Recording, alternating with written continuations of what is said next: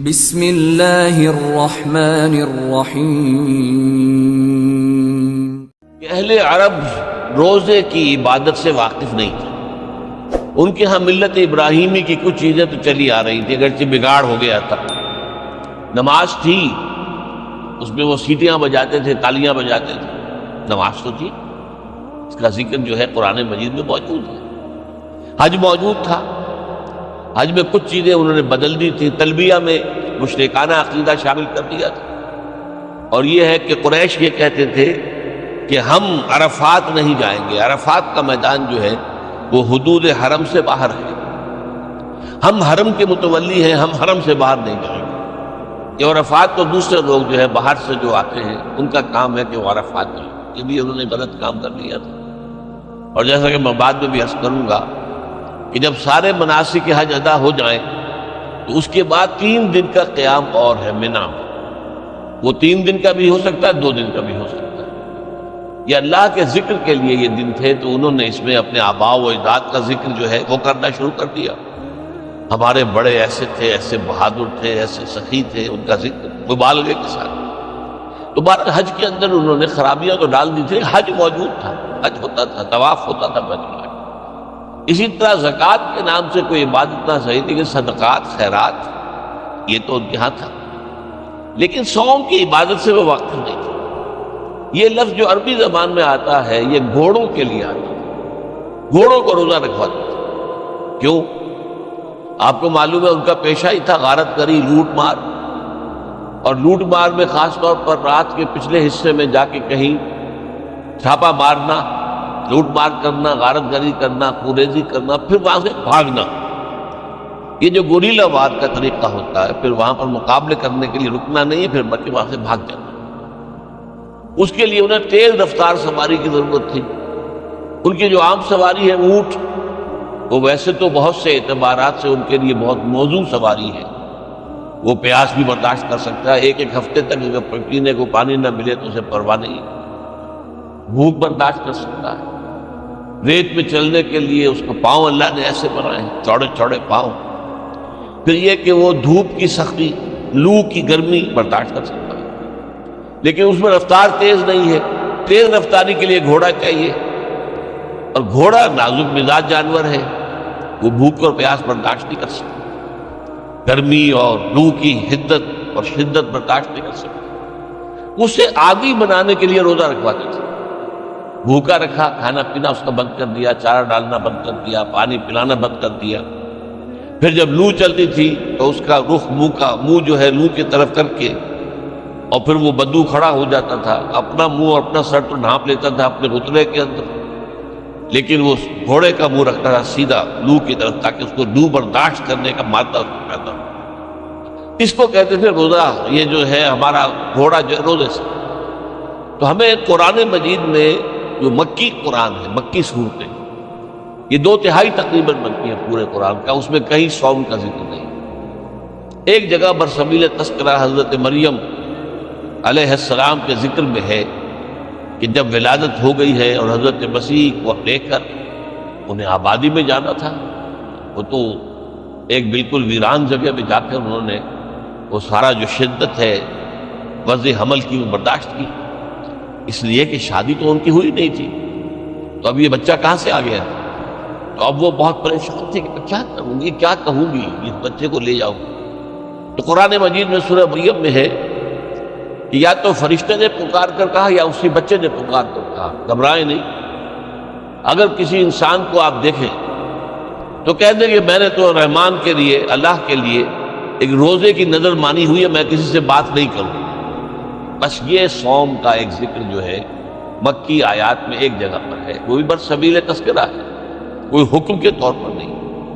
اس حوالے سے اگر غور کیا جائے، حضور صلی اللہ علیہ وسلم جب مدینہ تشریف لائے ہجرت کر کے، تو آپ نے دیکھا کہ یہودی محرم کی 10ویں تاریخ عاشورہ اس کا روزہ رکھتے تھے۔ آپ نے پوچھا کیوں رکھتے ہو روزہ؟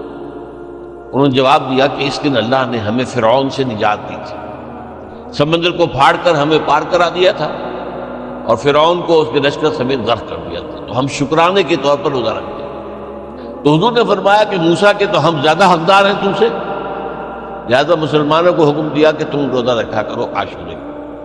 بعد میں فرمایا یہ یہودی ایک رکھتے ہیں تم دو رکھو، تاکہ ایک امتیاز بھی قائم رہے، علیحدگی بھی قائم رہے۔ لہذا 9 محرم کی اور 10ویں کے روزے رکھنے مسلمان شروع کر دیں۔ کچھ دنوں کے بعد اب 3 روزے ہر مہینے میں لازم کر دیے گئے۔ میں لفظ فرض استعمال نہیں کر رہا ہوں، ابھی میں بتاؤں گا۔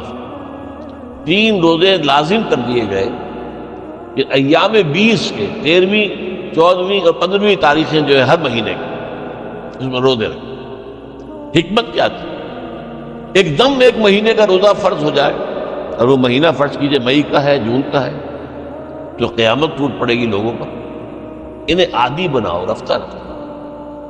اگر گرمی کا مہینہ بھی ہے تو 3 دن جھیل لیں، برداشت کریں، پھر اگر اچھے موسم کے آگے تو ٹھیک ہے، وہ بھی آ جائیں گے بیچ میں۔ تو 3 دن کے یہ روزے لازم کیے گئے، اور اس کے لیے پہلا حکم قرآن کا جو آیا ہے کتب علیکم الصیام، لکھ دیا گیا تم پر روزہ رکھنا، واجب کر دیا۔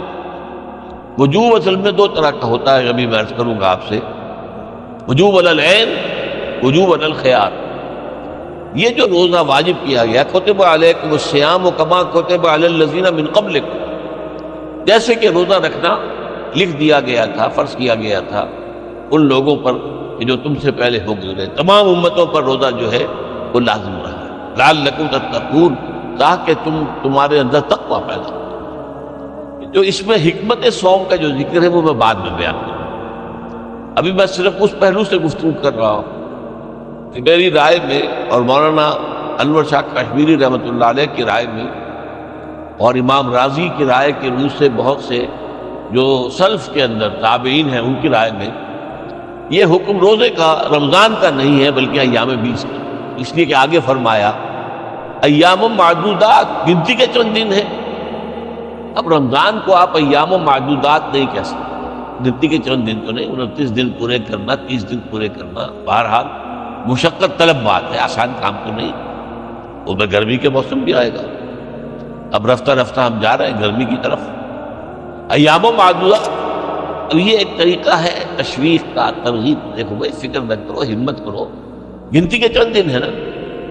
اس میں بھی رعایت کی رکھی، فمن کان منکم مریضا او علی سفر فعدۃ من ایام اخر، جو کوئی تم میں سے سفر پر ہو یا مریض ہو تو وہ تعداد پوری دنوں میں کر لے، دوسرے دنوں میں کر لے، یعنی قضا دے۔ 13ویں 14ویں اور 15ویں میں کسی تاریخ کو روزہ نہیں رکھ سکا، یا کسی مہینے میں 3 روزے جو ہیں کسی سفر میں نکل گئے، تو بقیہ دنوں میں وہ 3 روزے رکھ کر اس کی قضا دے۔ وعلی الذین یطیقونہ، اور وہ لوگ کہ جنہیں طاقت ہو وہ رکھ سکتے ہوں، نہ سفر پر ہے نہ مریض ہے، فدیۃ طعام مسکین، اگر وہ روزہ نہ رکھے تو اس کا فدیہ ہے 1 مسکین کا کھانا کھلا دیں۔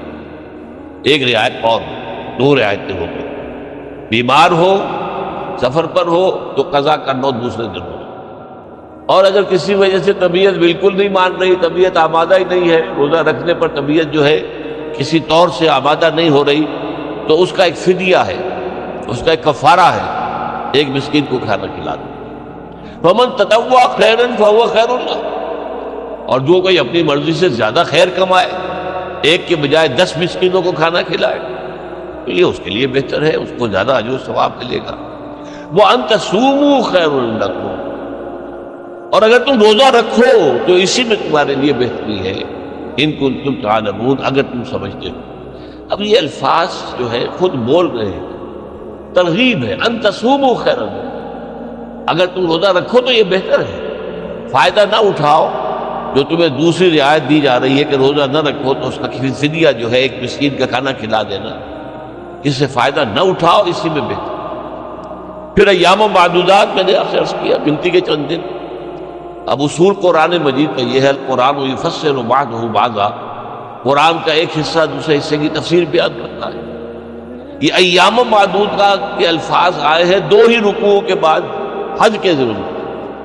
حج کے ضمن میں جیسا کہ میں نے ابتدا میں بھی عرض کیا تھا، جب تمام مناسک حج ادا ہو گئے، وقوف عرفہ بھی ہو گیا، مزدلفہ بھی ہو گیا، پھر قربانی بھی ہو گئی، حلق بھی ہو گئی، رمی ہو گئی، یہ سارے جو ہے تمام جو مناسک ہیں وہ پورے ہو گئے، اب 2 دن یا 3 دن قیام کرو منا میں اللہ کے ذکر میں۔ چنانچہ ان رکوع میں فرمایا گیا فَإِذَا قَضَيْتُم مَنَاسِكَكُمْ فَاذْكُرُوا اللَّهَ كَذِكْرِكُمْ آبَاءَكُمْ أَوْ أَشَدَّ ذِكْرًا، جب تمام مناسک کی حج ادا ہو جائیں، پورے ہو جائیں، تو پھر اب اللہ کا ذکر کرو اتنا شدت کے ساتھ، بلکہ زیادہ شدت کے ساتھ جس کے ساتھ تم اپنے آباء و اجداد کا ذکر کرتے۔ یہ خرابی انہوں نے کر لی تھی، بجائے اللہ کی یاد کے، اللہ کے ذکر کے، اللہ کی عظمت کے بیان کے، اللہ کے انعامات اور احسانات کے تذکرے کی بجائے وہ اپنے بڑے لوگوں کے جو ہیں اوصاف اور ان کا کردار اور ان کے کارنامے اور ان کی سخاوت، ان کی شجاعت، ان کی بہادری، یہ اس کا سب تک۔ تو فرمایا نہیں، فَاذْكُرُوا اللَّهَ كَذِكْرِكُمْ آبَاءَكُمْ أَوْ أَشَدَّ ذِكْرًا، تو اللہ کا ذکر کیا کرو جیسے کہ اپنے آباء و اجداد کا ذکر کرتے رہے ہو، بلکہ اس سے بھی زیادہ۔ آگے چل کر فرمایا وَاذْكُرُوا اللَّهَ فِي أَيَّامٍ مَعْدُودَاتٍ، وہی الفاظ آ گئے، ذکر کرو اللہ کا گنتی کے چند دنوں میں۔ فَمَن تَعَجَّلَ فِي يَوْمَيْنِ فَلَا إِثْمَ عَلَيْهِ، جو کوئی 3 دن پورے کرنے کی بجائے 2 دن پورے کر کے چلا آیا، اس پر بھی کوئی گناہ نہیں ہے۔ وَمَن تَأَخَّرَ فَلَا إِثْمَ عَلَيْهِ، اور جس نے مؤخر کیا اور پورے 3 دن وہاں پر لگائے، اس پر بھی کوئی گناہ نہیں۔ اب یہاں 2 یا 3 دن کے لیے آ رہا ہے ایام معدودات، اسی طریقے سے جو فرمایا ایام معدودات، فمن کان منکم مریضا او علی سفر فعدۃ من ایام اخر، یہ ہے در حقیقت اس روزے کا پہلا حکم، ایام 20 کے 3 روزے۔ جب رمضان مبارک کا روزہ فرض ہو گیا تو اب یہ واجب نہیں رہے، اسے کہتے ہیں وجوب علی الخیار، اختیار ہے، چاہے روزہ رکھ لو، چاہے ایک مسکین کو کھانا کھلا دو۔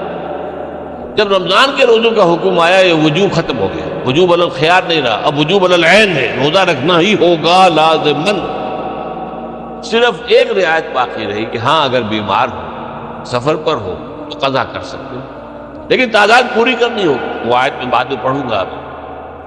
اب یہ جو رعایت رکھی گئی تھی جب روزہ رمضان کا فرض ہو گیا تو اب یہ 3 روزے جو ہیں ایام 20 کے یہی لازم نہیں رہے، لیکن حضور نے انہیں برقرار رکھا۔ آپ نفلی روزے رکھتے تھے، 13ویں، 14ویں، 15ویں جو دن تاریخیں ہیں ہر مہینے کی، آپ روزہ باقی رکھتے۔